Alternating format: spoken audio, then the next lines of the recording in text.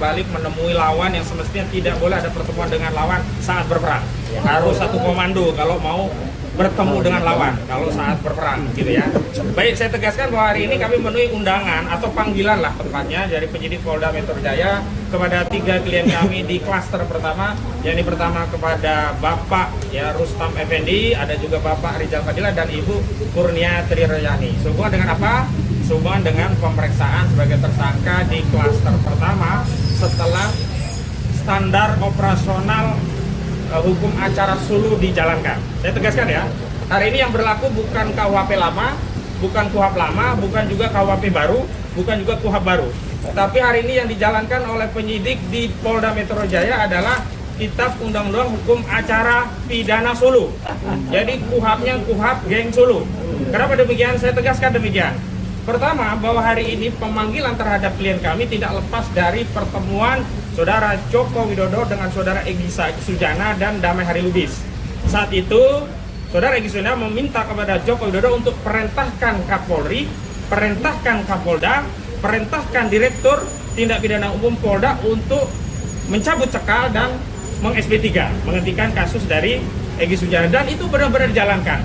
Akhirnya ada beberapa yang dijalankan dalam standar operasional hukum acara Sulu. Pertama, Polda langsung memberikan SP3 atas perintah Joko Widodo. Karena ada instruksi, ada polisi aktif 5. Kedua, setelah itu Polda menaikkan berkas 3 pejuang kita di klaster kedua, yakni Rismon Sianipar, Roy Suryo, dan Tifauzia Tiasuma. Dan yang ketiga adalah kemudian Polda memanggil tersangka di klaster pertama, yakni Bang Rizal Fadila, Bang Rustam Effendi, dan Bu Kurnia Triroyani. Ini adalah bagian dari hukum acara pecah belah yang diadopsi polisi dari Solo. Saya tegaskan begitu. Kenapa? Karena begini, dalam konteks restoratif justice, itu urutannya adalah permohonan dari pihak yang minta restoratif justice, dimediasi oleh polisi dengan cara memanggil para pihak. Jadi polisi akan memanggil pihak terlapor dan pelapor, lalu dimediasikan oleh polisi dan dibuat kesepakatan perdamaian yang memuat pertama pengakuan bersalah, kedua permintaan maaf, ketiga pemberian maaf. Tapi ini semua tidak terjadi. SOP hukum acaranya yang berlaku adalah SOP Solo, yakni apa? Bukan datang ke polisi dulu, tapi tanggal 8 Januari 2026 Egy Sujana dan Damai Hari Lubis datang ke Joko Widodo di Solo. Setelah itu minta di SP3, baru diperintahkan polisi untuk menindaklanjuti. Setelah itu baru diajukan surat permohonan restoratif justice pada 13 Januari 2026. Setelah itu dikeluarkan SP3 tanggal 15 Januari 2026. Artinya SOP yang berjalan, hukum acaranya itu tidak menganut Undang-Undang KUHP yang lama.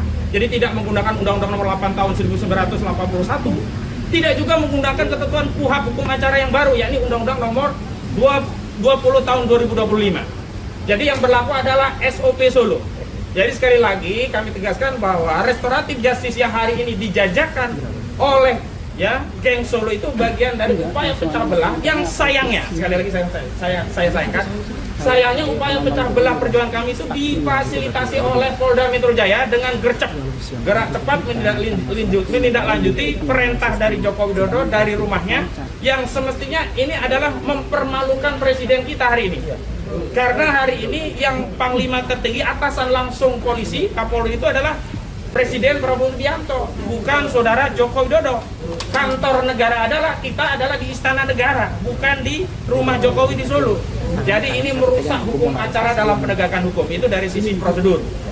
Yang kedua, dari sisi substansi, kami tegaskan restorasi ini hanyalah restorasi untuk membeli pejuang agar mau menjadi pengkhianat. Iya, karena substansi restorasi pemulihan ijazah nggak bisa. Karena nggak bisa merestorasi ijazah yang tadinya palsu menjadi asli dengan adanya perdamaian, nggak bisa. Tetap saja palsu begitu loh. Makanya kalau ingin membuktikan ijazah itu asli, bawa ke pengadilan.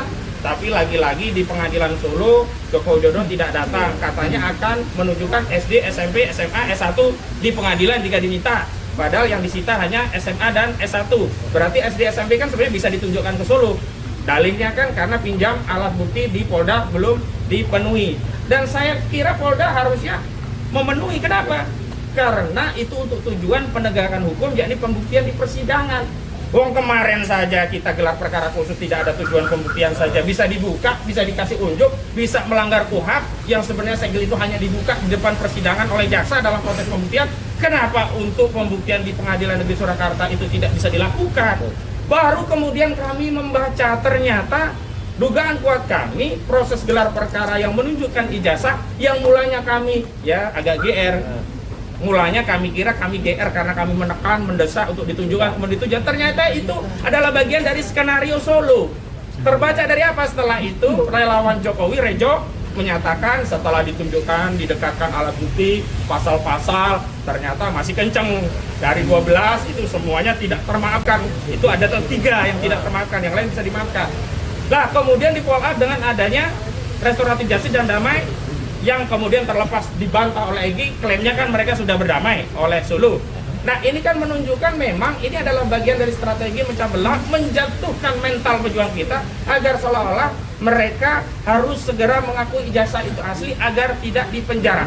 Sekali lagi, tidak ada risiko penjara dalam kasus ini. Pertama sudah diperiksa sebagai tersangka, Pak Roy dan kawan-kawan tidak ditahan karena tidak ada alasan baik objektif maupun subjektif untuk menahan. Yang kedua, presiden yang kedua ini juga tidak mungkin ditahan. Ada 2 pertimbangan. Pertama, yang pertama saja sudah tidak ditahan. Yang kedua, sudah berlaku KUHP yang baru, yang ancaman pidananya semuanya di bawah 5 tahun. Jadi tidak bisa lagi untuk melakukan penahanan. Jadi tidak ada.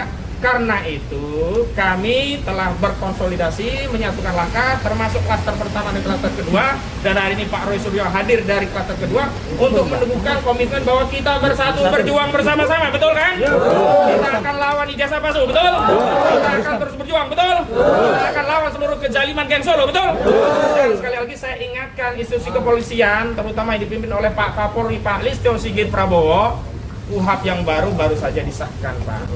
Tolong prosedur KUHP yang diikuti, jangan prosedur SOP Solo dalam menangani kasus ijazah palsu. Baik, itu pengantar dari saya. Selanjutnya untuk meneguhkan komitmen persatuan, kami persilakan Pak Roy Suryo untuk menyampaikan undangan atau panggilan dari Polda Metro Jaya untuk diminta keterangannya, ya, yaitu Pak Rizal Fadila, Bu Kurnia Tridoyani, dan juga Pak Rustam Effendi. Jadi sekali lagi kita tetap kompak, kita tetap bersama, dan sekali lagi sebenarnya kami itu adalah pihak yang diminta menjadi saksi atau ahli ketika waktu itu awalnya TPUA, Tim Pembela Ulama dan Aktivis, itu melaporkan Saudara Joko Widodo ke Barreskrim. Suratnya ada, jadi kalau ada orang yang mengatakan waktu itu adalah mereka itu tidak apa-apa ikutkan, bahkan di luar dari kesepakatan, enggak, kita bersama-sama. Ya, dan dari awal, dari sini kita mulai, dari sini pula kita harus mengakhiri. Jangan ada yang lari dari tanggung jawab.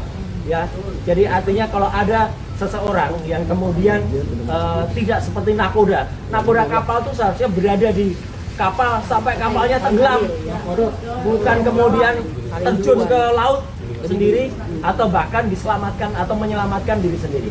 Jadi sekali lagi kita minta dukungan kepada masyarakat, dan kita tentu tidak lupa, kita mohon kepada Allah Subhanahu wa taala untuk memberikan ridhonya, memberikan kelancarannya. Moga-moga pemeriksaan hari ini Pak Rizal Fadila, Bu Kurnia Tridoyani, dan juga Pak Rustam itu lancar. Saya tentu saja akan ikut mendukung dan membersamai dari hati yang paling dalam dan juga dari semangat yang paling kuat. Kita tetap bersama. Saya kira itu aja daripada terlalu lama, dan sedikit aja apa yang saya sampaikan untuk menambahkan saja, karena kemarin banyak pertanyaan ya.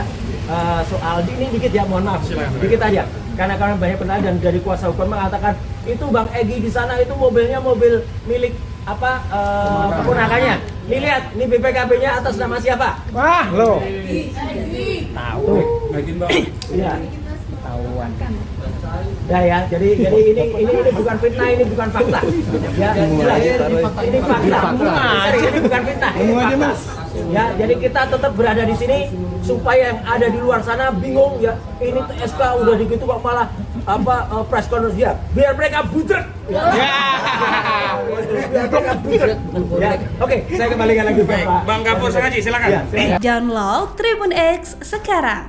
Menghadirkan lokal menjadi Indonesia.